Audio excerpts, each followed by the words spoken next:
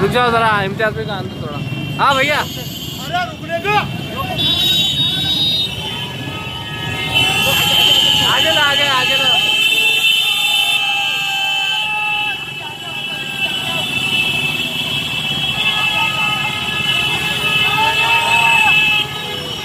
आगे आओ, सब आगे आओ।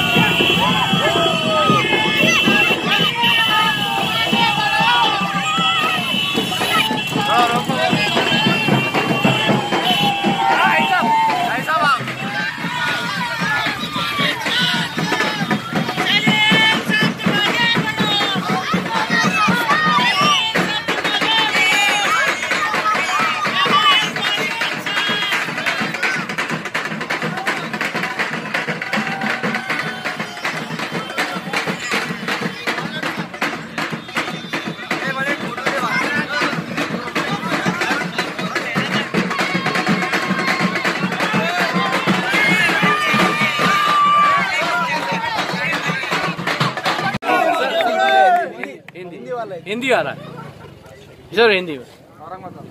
देखिए, ये मजलिस इत्तेहादुल मुस्लिमीन के लिए एक बहुत बड़ी जीत है, बहुत बड़ी कामयाबी है।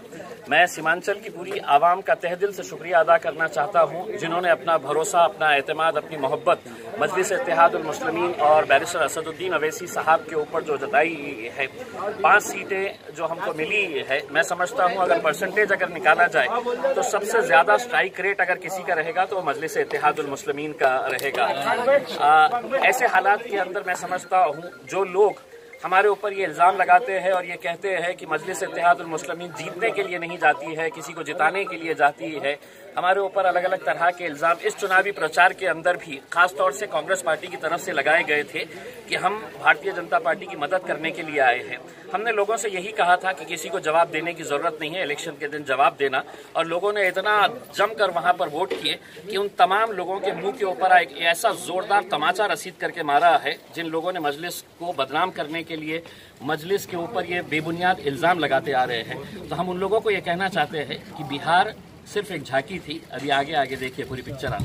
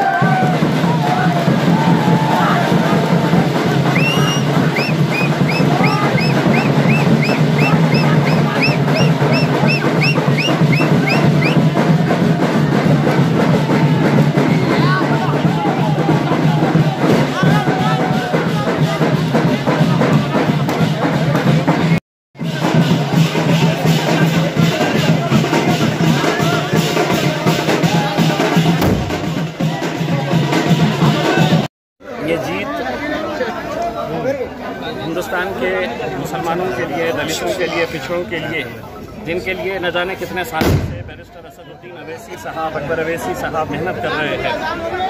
आज जो बिहार की आवाम और ख़ास तौर से सीमांचल की आवाम ने जो मजलिस इत्तेहादुल मुस्लिमीन का साथ दिया, तो यकीनन हम सबसे पहले तो उनका तहे दिल से शुक्रिया अदा करना चाहते हैं।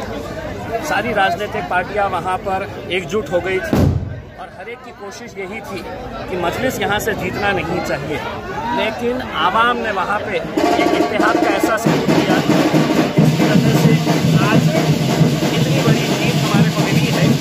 बहुत सारे लोग, बहुत सारी राजनीतिक पार्टियाँ हमारे ऊपर उस प्रचार के दौरान भी इल्जाम लगाती थी कि हम जीतने के लिए नहीं आए हैं, बल्कि किसी को जिताने के लिए आए हैं। और हमने अपनी आवाज़ से कहा था कि किसी को कोई जवाब देने की ज़रूरत नहीं है। अगर जवाब देना है तो इलेक्शन के दिन देना। और 7 तारीख के दिन जब इलेक्शन हुआ तो अल्हम्दुलिल्लाह भारी तादाद के अंदर लोग निकल कर आए और मजलिस इत्तेहादुल मुस्लिमीन के ऊपर जो यकीन और भरोसा जताया है, हम जिंदगी भर उसके एहसानमंद रहेंगे। आज जब नतीजा है तो उन तमाम राजनीतिक पार्टियों के मुंह पे एक तमाचा मारा है, जो लोग हम पर इल्ज़ाम लगाते थे और ये कहते थे कि हम जीतने के लिए नहीं बल्कि किसी को जिताने के लिए आते थे। और हम उन तमाम राजनीतिक पार्टियों को ये कहना चाहते हैं कि बिहार अभी सिर्फ एक झांकी थी, अभी आगे देखिएगा। हैदराबाद के बाद सबसे बड़ी जीत बिहार के अंदर आपको मिली है। औरंगाबाद के अंदर जो महानगर पालिका के इलेक्शन आने वाले वक्तों में आने वाला है, तो आपको लगता है बिहार की जीत के बाद औरंगाबाद में उसका एक बहुत बड़ा असर आपको नजर आएगा? सब आप सिर्फ औरंगाबाद की बात मत करिएगा, अब हम हिंदुस्तान की बात कर रहे हैं। 20 सीटें आपने वहाँ से लड़ाई थी, 5 सीटों पर आपको जीत हासिल हुई है, कहीं ना कहीं दूसरे नंबर पे भी आप रहे हैं। कई सारी सीट्स के ऊपर हम दूसरे नंबर के ऊपर है और हमें अफसोस इस बात का रहेगा कि कई सारी ऐसी सीटें हैं कि जहां पर कांग्रेस ने हमारा वोट काटा, जिसकी वजह से हमें कई सारे सीटों का नुकसान हुआ है। तो सही मानों में अगर वहां पर कोई वोट कटवा साबित हुआ है तो वो कांग्रेस पार्टी साबित हुई है, जिनकी वजह से उसका पूरा खामियाजा जो है वो मजलिस को भुगतना पड़ा है। 5 सीटें आए हैं, अल्हम्दुलिल्लाह हम उसका शुक्र अदा करते हैं।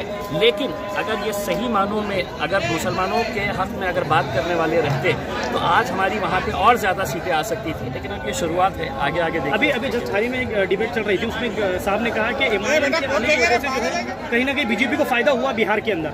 इसको आप किस तरह से समझते हैं? ये अभी भी मतलब वो लोग बड़बड़ कर रहे हैं, जिनको ये चीज़ हजम ही नहीं हो रही है कि हैदराबाद से निकली हुई एक पार्टी बिहार के अंदर, जब हम पहली मर्तबा वहाँ पे गए थे तो लोग कहते थे कि ये कौन है, ये क्यों आए हैं।